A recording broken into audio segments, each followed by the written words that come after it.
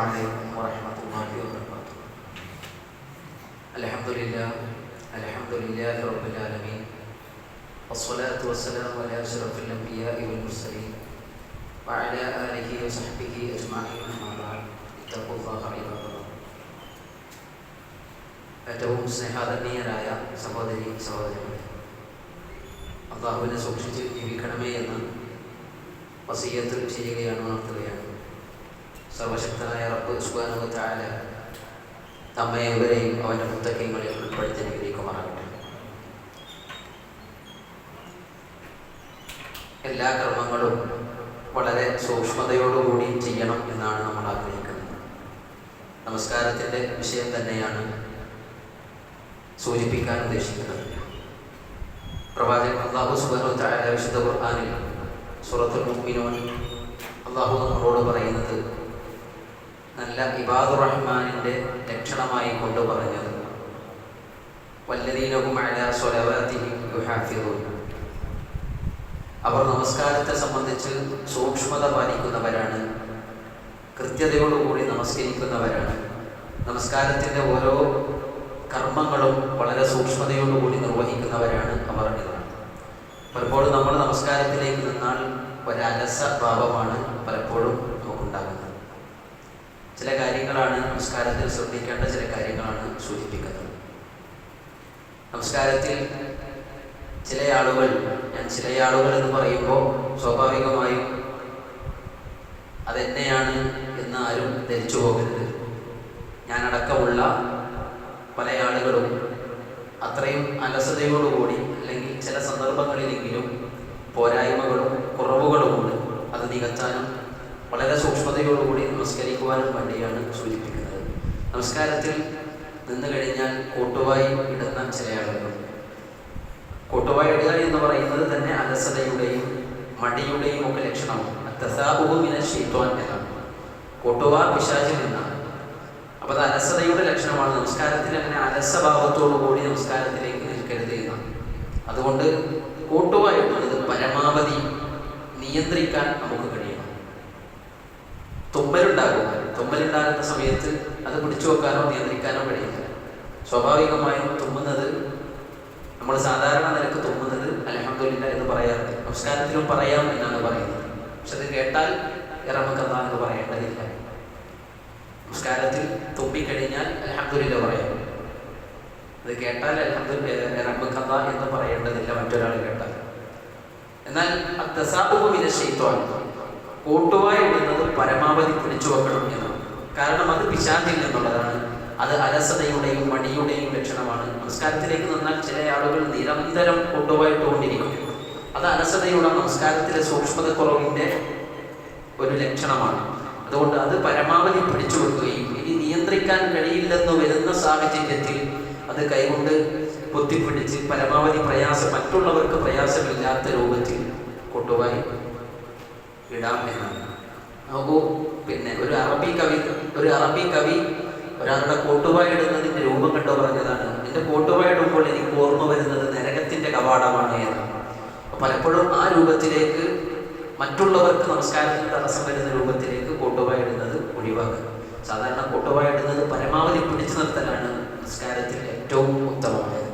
അപ്പം അക്കാര്യം ശ്രദ്ധിക്കണം.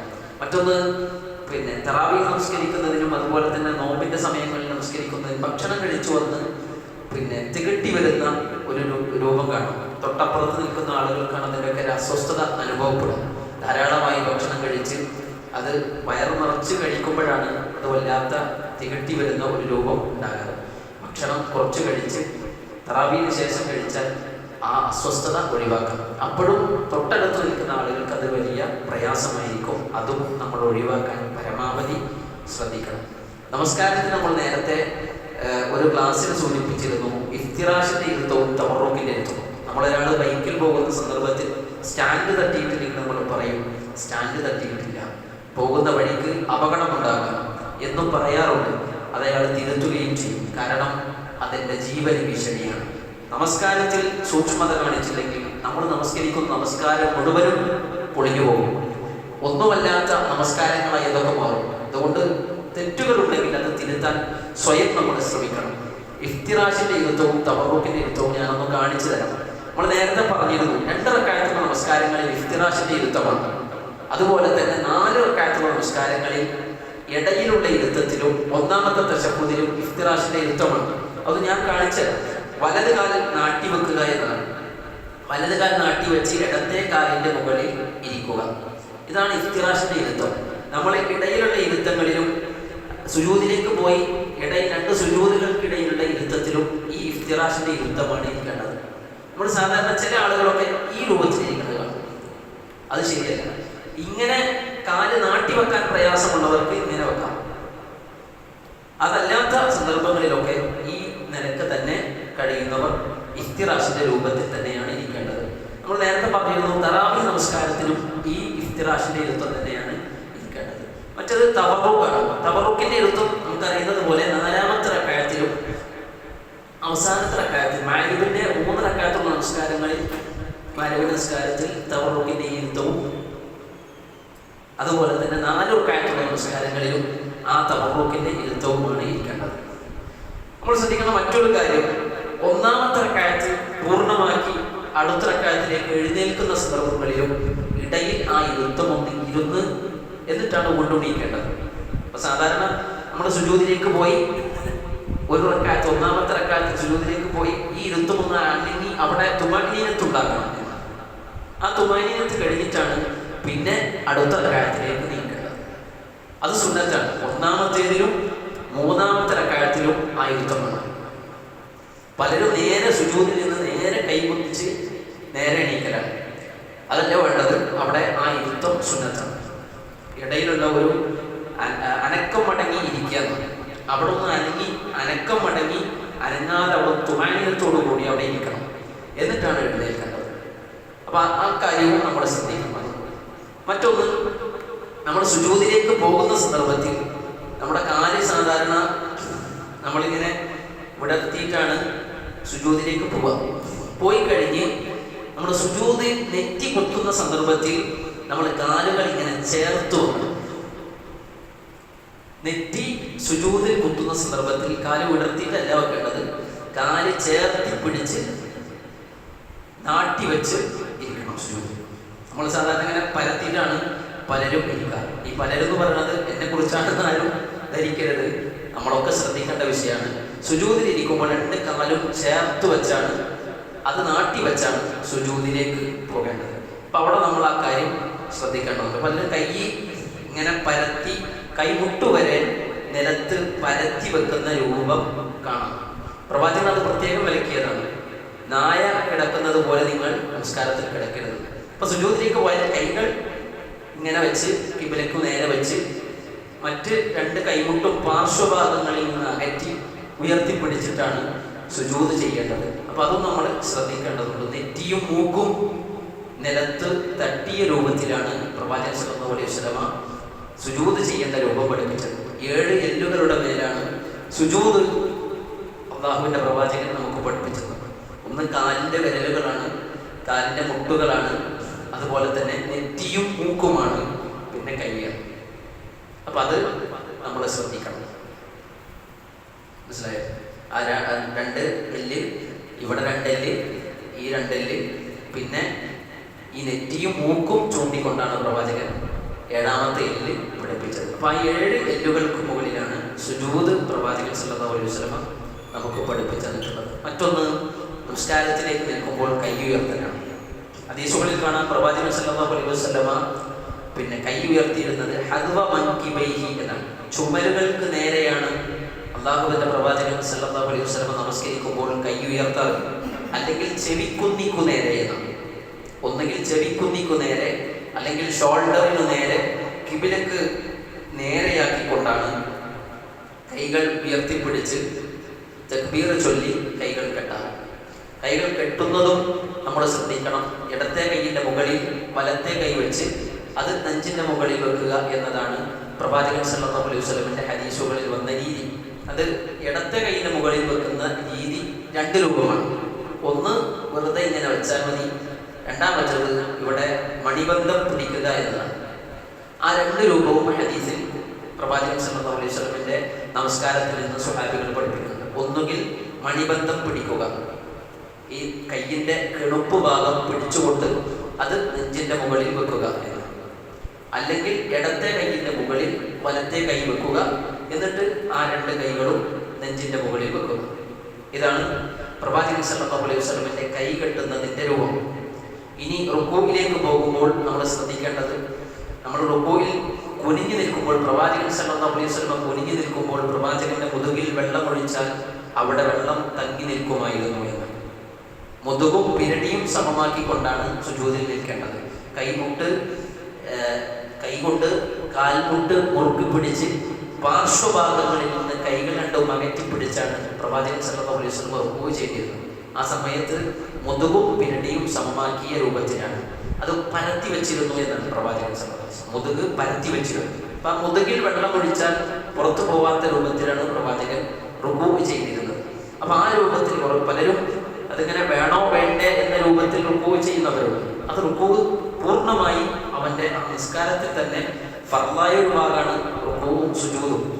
അപ്പൊ അത് ശരിയായിട്ടില്ലെങ്കിൽ അവന്റെ നിസ്കാരം ശരിയായിട്ടില്ല എന്നാണ് അർത്ഥം. അപ്പൊ അത് നമ്മൾ ശ്രദ്ധിക്കണം. സുജൂദിലേക്ക് പോകുമ്പോഴും റുക്കൂയിലേക്ക് പോകുമ്പോഴും പൂർണ്ണമായി ആ റുക്കൂവും സുജൂദും ചെയ്യാൻ. കോഴി കൊത്തുന്നത് പോലെ നിങ്ങൾ നമസ്കരിക്കരുത് എന്നാണ്. അപ്പൊ വളരെ വേഗത്തിൽ റുക്കൂയിലേക്കും സുജൂദിലേക്കും പോയി അവിടെ ദിക്റുകളും ദുആകളും ഒക്കെ ചൊല്ലുന്നതിന് സ്പീഡ് കൂട്ടി വളരെ പെട്ടെന്ന് ധൃതി പിടിച്ചുകൊണ്ട് നിസ്കരിക്കുന്നത് പ്രവാചകൻ വിലക്കിയിട്ട്, കോഴി കൊത്തുന്നത് പോലെ നിങ്ങൾ നമസ്കരിക്കരുത് എന്ന്. അപ്പോൾ അതിന് അനക്കം മടങ്ങി നമ്മുടെ തുമഅനീനത്തോടു കൂടി റുക്കൂയിലും സുജൂദിലും അടങ്ങി താമസിച്ചുകൊണ്ടാണ് നമ്മൾ നമസ്കാരത്തിലേക്ക് നിൽക്കേണ്ടത്. ഓർമ്മ വന്ന ചില കാര്യങ്ങൾ സൂചിപ്പിച്ചു എന്ന് മാത്രം. ആരാണ് നിസ്കരിക്കുമ്പോൾ ഇരിക്കേണ്ടത്? വളരെ പ്രധാനപ്പെട്ട ചോദ്യം. നമ്മൾ നിൽക്കാൻ കഴിവുള്ളവൻ നിന്ന് നിസ്കരിക്കുക എന്നതാണ് നമസ്കാരത്തിൻ്റെ ശബ്ദം. നിൽക്കാൻ കഴിവുള്ളവൻ നിന്നു നമസ്കരിക്കണം. നിൽക്കാൻ പ്രയാസമുള്ളവരാണ് സ്വാഭാവികമായും സുജൂദിലേക്ക് പോകാൻ പ്രയാസമുള്ളവരും നിൽക്കാൻ പ്രയാസമുള്ളവരുമൊക്കെ സ്വാഭാവികമായും ഇരുന്ന് നമസ്കരിക്കാറുണ്ട്. അത് രണ്ട് രൂപമാണ്. ഒന്ന് സുജൂദ് ചെയ്യാൻ കഴിയാത്തവർ ഇരിക്കാറുണ്ട്. അപ്പൊ തുടക്കത്തിൽ നിന്ന് നമസ്കരിക്കും, സുജൂദിന്റെ സമയം എത്തിക്കഴിഞ്ഞാൽ അവർ ഇരിക്കും. അങ്ങനെയുള്ളവർ കസാര ഇടേണ്ടത് എങ്ങനെ? സുജൂദിന്റെ തൊട്ടു ബാക്കിലായി അവർ നിസ്കാരത്തിന്റെ സൊഫ് കെട്ടുന്നതിന്റെ തൊട്ടു ബാക്കിലായിട്ടാണ് അവർ കസേര ഇടേണ്ടത്. അതായത് അവർ നിൽക്കുമ്പോൾ സാധാരണ സൊഫ് കെട്ടി നിൽക്കുന്ന അതേ രൂപത്തിൽ നിൽക്കണം. കസേര തൊട്ടു ബാക്കിലാണ്. അവർക്ക് സുജൂദ് ചെയ്യാനാണ് പ്രയാസം. ആ സന്ദർഭത്തിൽ ആ കസേരയിൽ ഇരിക്കുക. ഇനി നിൽക്കാൻ തന്നെ പ്രയാസമുള്ള ആളുകളുണ്ടാവും. സുദീർഘമായി നിൽക്കാൻ പ്രയാസമുള്ള ആളുകൾ അവർ ഇരുന്നുകൊണ്ട് നിസ്കരിക്കും. അപ്പൊ അവർ കസേര ഇടുന്നത് സൊഫിലാണ് കസേര ഇടുന്നത്. കസേരന്റെ ബാക്ക് കാലുകൾ, സൊഫിന്റെ ബാക്ക് ഭാഗം, മടമ്പിന്റെ ബാക്ക് ഭാഗം, മറ്റുള്ള ആളുകൾ നിൽക്കുന്ന മടമ്പ് നോക്കി അതിന്റെ ബാക്ക് ഭാഗത്ത് ആ കസേരയുടെ ബാക്കിലെ കാലുകൾ വരുന്ന രൂപത്തിൽ കയറ്റിയിടണം. പക്കൊക്കെ അങ്ങനെയാണ് ഇരിക്കുന്നത്. അപ്പൊ അങ്ങനെ കസേര കയറ്റിയിട്ടാണ് നിങ്ങൾ ഇരിക്കുന്നത് പോലെ കയറ്റിയിട്ടിരിക്കുന്നത്. കസേരയിൽ ഇരുന്ന് നമസ്കരിക്കുന്നത് പിന്നെ നേരത്തെ പറഞ്ഞതുപോലെ തുടക്കത്തിൽ നിന്ന് നിസ്കരിക്കുന്ന ആളുകൾ കസേര ബാക്കിൽ കിടും. സ്വാഭാവികമായും അതിൻ്റെ പിന്നിൽ സെഫ് കെട്ടി വരുന്ന ആളുകൾക്ക് സുജൂദ് ചെയ്യാൻ പ്രയാസം ഉണ്ടാവും. അപ്പൊ സ്വാഭാവികമായും രണ്ട് അറ്റത്ത് ഇരുന്ന് നിസ്കരിക്കുന്നവർ മറ്റുള്ളവർക്ക് പ്രയാസമില്ലാത്ത രൂപത്തിൽ രണ്ട് സൈഡിലേക്ക് ഇരിക്കുക എന്നതാണ് നമ്മൾ ശ്രദ്ധിക്കേണ്ട മറ്റൊരു കാര്യം. ഓർമ്മ വന്ന ചില കാര്യങ്ങൾ സൂചിപ്പിച്ചു എന്ന് മാത്രം. നമസ്കാരത്തിൽ കൂടുതൽ ശ്രദ്ധ പുലർത്തുക, സൂക്ഷ്മതയോടുകൂടി നിർവഹിക്കുക. അള്ളാഹു സ്വീകരിക്കുന്ന കർമ്മങ്ങളാക്കി നമ്മുടെ കർമ്മങ്ങളെ അള്ളാഹു മാറ്റി തീർക്കുമാറാകട്ടെ. പോരായ്മകളെ അള്ളാഹു പരിഹരിക്കുമാറാകട്ടെ. സത്യത്തെ സത്യമായി മനസ്സിലാക്കുവാനും അത് ജീവിതത്തിൽ ഉൾക്കൊള്ളുവാനും റഹ്മാനായ റബ്ബ് തൗഫീഖ് നൽകി അനുഗ്രഹിക്കുമാറാകട്ടെ. യുദ്ധത്തിന്റെ കൃതിയിൽ നിന്ന് നമ്മുടെ സഹോദരങ്ങൾക്ക് അള്ളാഹു സഹായം നൽകി അനുഗ്രഹിക്കുമാറാകട്ടെ. സമാധാനം നൽകി അനുഗ്രഹിക്കുമാറാകട്ടെ. മാരകമായ അസുഖങ്ങളുടെ പിടിയിലുള്ളവർക്ക് അള്ളാഹു ശിഫ നൽകി സമാധാനം നൽകി അനുഗ്രഹിക്കുമാറാകട്ടെ. നമ്മളിൽ നിന്ന് മരണപ്പെട്ടുപോയ ആളുകൾക്ക് അള്ളാഹു മഅ്ഫിറത്തും റഹ്മത്തും പ്രദാനം ചെയ്യുമാറാകട്ടെ.